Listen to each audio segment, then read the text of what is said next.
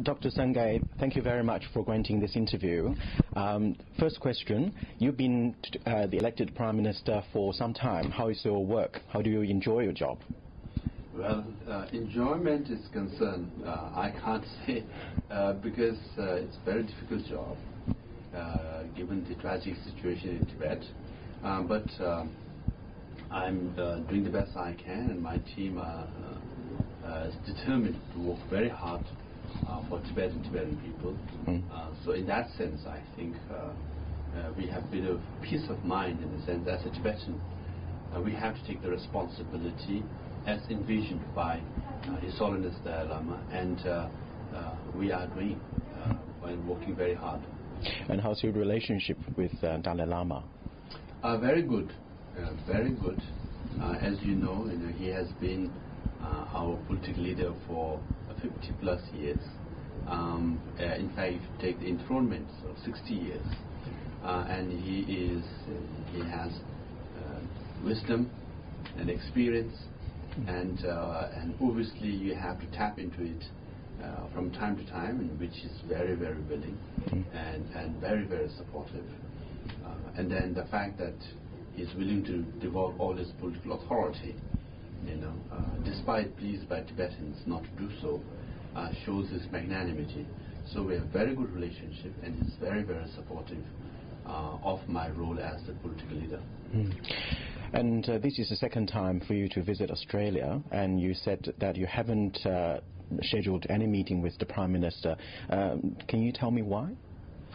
Well, one thing is obvious, because the Chinese government would not like it to happen, and at the same time, because this is my first time formally, you don't want to cause inconvenience to the Australian leadership, and so we are meeting with anyone who is willing to meet, and obviously apprise them of the tragic situation, and those who are interested, we will meet and definitely inform them.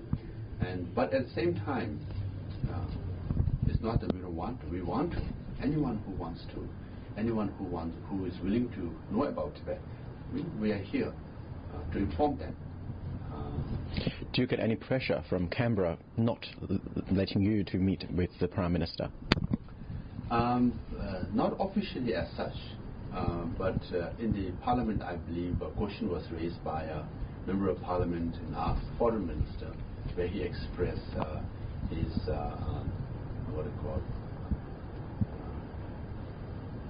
why he's incapable, why he's not willing to meet with me. So they have reasons, and the obvious reason is we understand. And as we always say, we really don't complain because we understand the situation. But having said that, it's very important they ought to know, because the Foreign Minister of Australia himself suggested that the Australian ambassador in Beijing go to Tibetan areas to find out what actually is happening. Then the ambassador ought to visit, especially in those places where there were protests, demonstration, and self-immolations, to find out what is happening and inform the Chinese government the real situation, and also the Australian government, so that they can have a very good dialogue and press the Chinese government that the only way to solve the issue of Tibet is through dialogue. China is Australia's largest trading partner. Do you think that economy interest overcomes human rights? It is for the Australian government and people to decide. But we always believe, and I believe, that economic interest is important. One has to survive. Bread and butter is part and parcel of human life. But human rights is equally important. Because if you give up human rights for bread and butter, then human beings will become just like any other commodity where you can buy and sell. And we are not commodity. We are human beings with conscience, with morals, with values, with principles. And these are the principles many Australians fought for, and many Australians sacrificed for and continue to sacrifice for. So these are the principles enshrined in the hearts and minds of Australian people. That is the issue. It's not simply whether you support Tibet or not. If not Tibet today, tomorrow who are you going to give up? The time might come and some other country might give up some element of Australia for economic interests as well. So is this the world we want to see? So there are some fundamental questions. Hence we always say human rights is equally important to economic rights. But do you understand that the Australian government really want to keep a good relationship with China, the largest trading partner, and that's the reason behind not seeing you? Well, we want Australia to have good relationship with China. That is why the middle way policy, which seeks genuine autonomy within China, it is also a good policy for the Chinese government. In fact, One China, the concept of One China was coined between Australia and between China and America, but anyway, over Taiwan, Australia, One China concept was coined. Meaning, as long as you respect the sovereignty and territorial integrity of China, rest Chinese government at that time said, we can negotiate, we can talk, we can have dialogue. So as long as Australia, promises and abide by One China principle, all other issues need to be solved, through dialogue. It should open for discussion, because that is why it's a win-win proposition. However, the current dialogue between Beijing government and Dalai Lama's private representatives been halted for some time. Do you envisage this dialogue will restart shortly? We don't say that the dialogue has stopped. Our envoys have resigned out of utter frustration because of lack of reciprocity from the Chinese government side, particularly the document on Memorandum of Genuine Autonomy, which we submitted in 2008, and the note we submitted in 2010. There was no positive response on those documents. And the very person who was responsible for dialogue has openly advocated about abrogating the very basis of minority status or Tibetan status, thereby removing the foundation of autonomy which we seek. So these are the reasons, and most importantly, the 2008 uprising since self-immolation cases. So these are the reasons why envoys have resigned. But from the Kashag side, from our side, Tibetan administration, we do not see that as a pause, even far less stop, but even pause in our dialogue. We believe the process or our commitment to dialogue remains the same. And so we hope with the new leadership they might review the Tibet policy and realizes that they ought to change and move towards dialogue to resolve the issue. However, the Chinese side believe that what you call autonomy is pro-independence. What do you say to this? But all one needs to do is read the Memorandum of General Autonomy of 2008 and its note of 2010. That's why we say genuine autonomy within China and within the framework of the Chinese constitution. So what Tibetans are asking for is already written in the Chinese constitution. Now that is why the Memorandum of Genuine Autonomy, all the provisions, we have 6 chapters, corresponds directly. We have in fact cited all the provisions of the Chinese constitution. So there is no basis when they say, well, it's a pro-independence document. Then I think something pro-independence is in the Chinese constitution. Then they have to amend their constitution, then give us a new one. If they say their constitution abides by the sovereignty and territorial integrity of China, and one constitution ought to, then what Tibet is asking for is within that constitution. So there is no basis of that allegation. So what sort of relation that you are seeking with the Chinese government, with Beijing? So one cannot go on like this. Repression, and resentment. Because Mao Zedong himself said, wherever there is repression, there will be resentment. The cycle is going on and unfolding in Tibet and getting worse and worse. So they ought to listen to the founding father, the Chinese leadership. Hey, Mao Zedong said this. Repression cannot lead to solution. It will only lead to resentment. So there is growing resentment among Tibetans, and so desperate, so tragic, that as a political act, they're giving up their lives and self-immolating, setting themselves on fire. So this is really, really tragic. One human being ought not to do it. But when they're pushed so hard, they're saying, only thing I have left is life, and I'm going to give that up. Now that is, in fact, is a protest against repression, but also, in some sense, assertion of their freedom. What they're saying is, you can control my freedom, but you cannot control my life. I'll give up my life the way they're doing. That's why we have made repeated appeals not to resort to drastic actions, including self-immolation.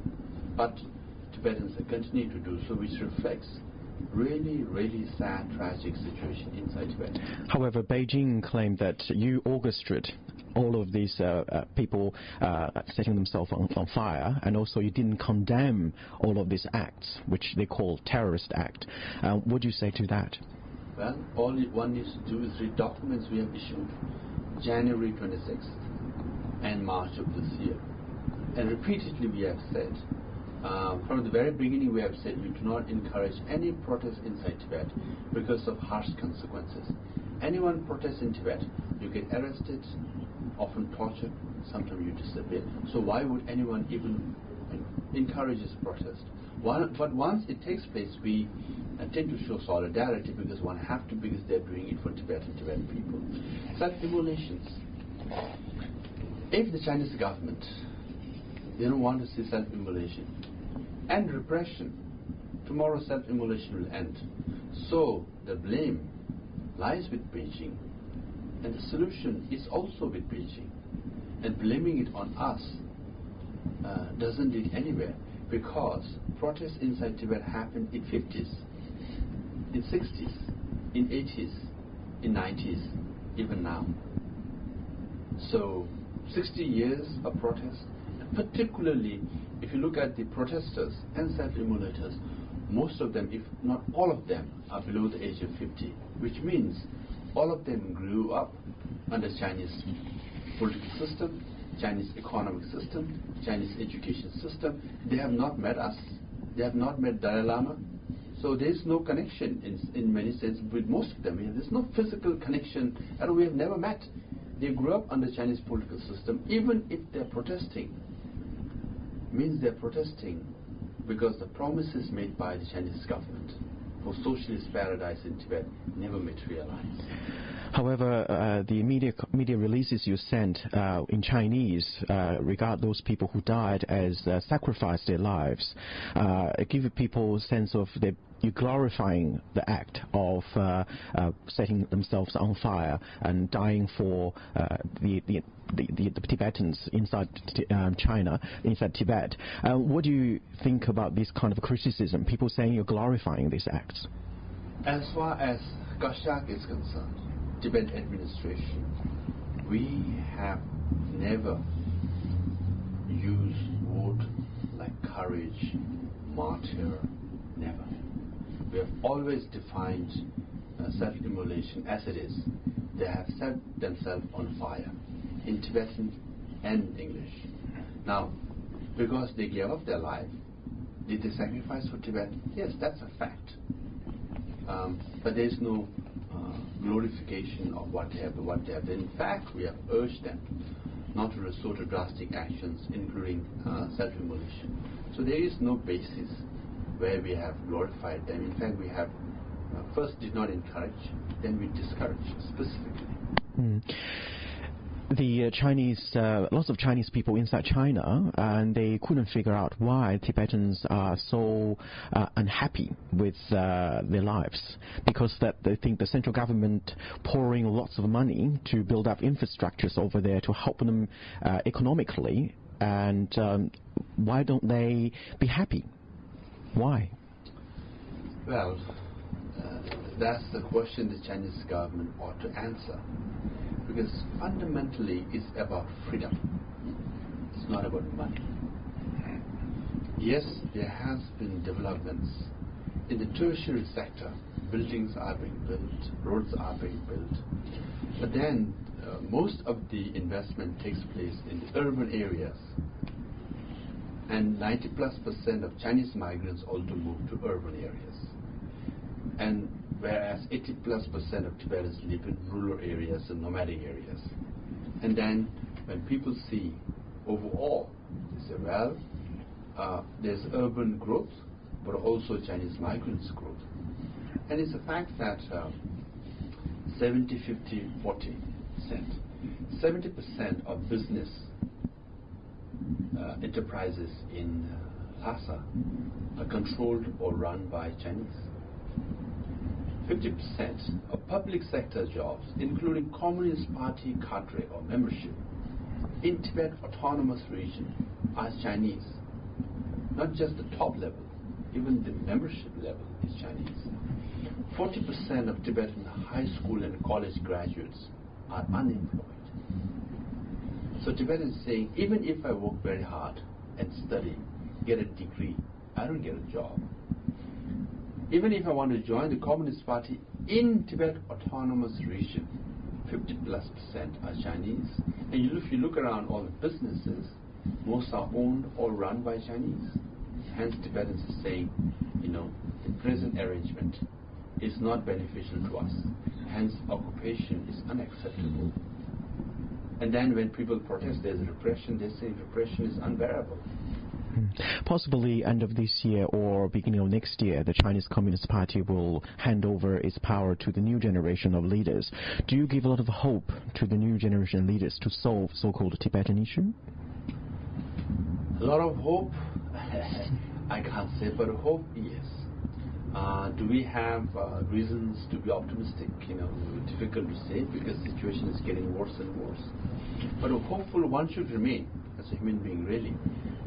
We hope that with the new leadership, there will be new people, hopefully new perspective on Tibet, and hopefully new policies on Tibet.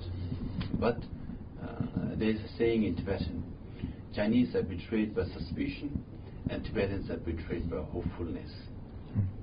My last question is about reincarnation of Dalai Lama. And this is a very sensitive issue between the Chinese government and Exile Tibetan government, I suppose. Do you think there is a likelihood that the Holiness Dalai Lama will not want to be reincarnated? I think this is a sensitive issue for the Chinese government maybe, but this is not a sensitive issue for Tibetans. We have made it very clear. We want to see the 15th Dalai Lama. And His Holiness Dalai Lama has said from time to time, if Tibetans want 15th Dalai Lama, they will have 15th Dalai Lama because it's the Tibetan people who have to choose, who have to search. So we want 15th Dalai Lama, and there will be 15th Dalai Lama from our side. And he will be the legitimate, widely respected and followed Dalai Lama for the Tibetan people. That is the most important issue. Do you think that this reincarnation will be inside Tibet or in the exile community? It will be in the exile community because His Holiness Dalai Lama has explained it and it's very logical. This is the idea of reincarnation is when the next person comes is to continue the vision and mission of the previous Lama.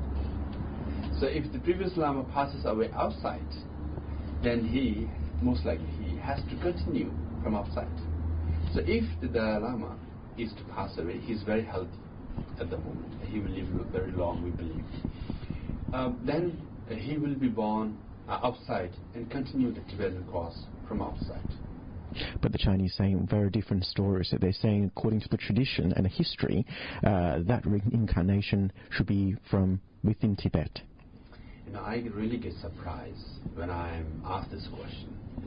The Chinese government says, as per the tradition, Dalai Lama should not have right, but rather they should have a right. Communist Party, for Pete's sake, communism says religion is opiate, it's poison. Now they're saying, as per the tradition, the Communist Party of China should have a say in selection of a reincarnation of a Lama. It's like Fidel Castro is saying, I should appoint the next pope. Ideologically, philosophically, and traditionally, it just contradicts everything. So, the final say on who the next Dalai Lama should be will be with the Dalai Lama and the Tibetan people. So that is a logical, that is a traditional way, and that is the way it will be.